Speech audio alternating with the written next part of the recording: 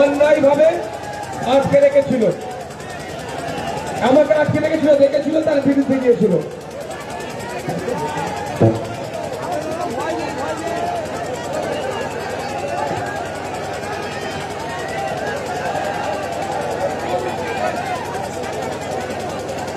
একটু চেয়ারে বসুন না, তারা বলবে অনেকক্ষণ আমাদের ভয় করেছে, তারা বলবে যেমন ভাবে শুনবেন বলবেন, চেয়ারে বসুন, চুপ করে থাকুন, শুনুন, ওরা কিছু বলবেন না, তারা বলবেন চুপ করে থাকুন।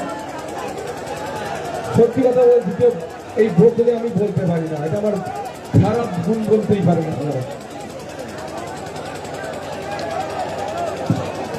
আপনারা আগে নিজেরা কনফার্ম হয়ে যান, আপনারা আগে নিজেরা ঠিক হয়ে যান, তারপরে আমি বলবো। এত কথা বলে আমি কিভাবে বলবো বলুন?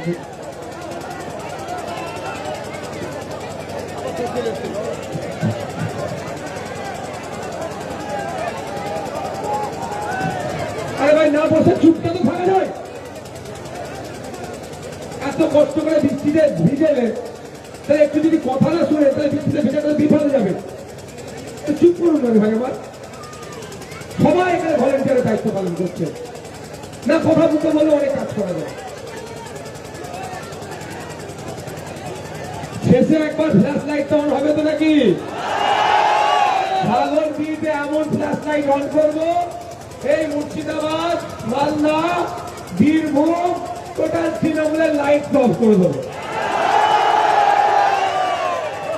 আমাদের মশিউর রহমান ভাইয়ের সমর্থনে আজকে বাম, আইএসএফ এবং এসডিপিআই এর একটাখানে জনসভা, এই জনসভা আজকে মিনি ব্রিগেডে পরিণত হয়েছে।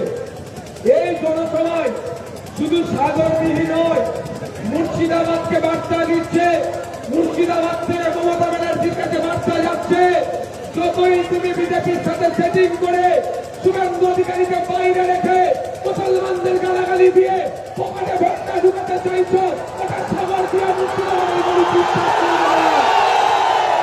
দিয়ে আসছে।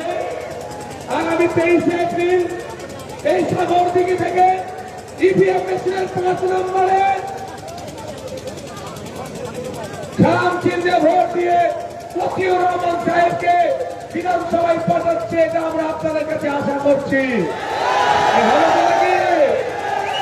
আপনারা আমাকে পুরস্কার দিয়েছিলেন জেলে আমি যখন ছিলাম, আর আজকে আমি আপনাদের কাছে আবার চাইছি নতুন করে আমাকে পুরস্কার দেন, আমার মশিউর ভাইকে জিতিয়ে বিধানসভার মধ্যে রাখেন।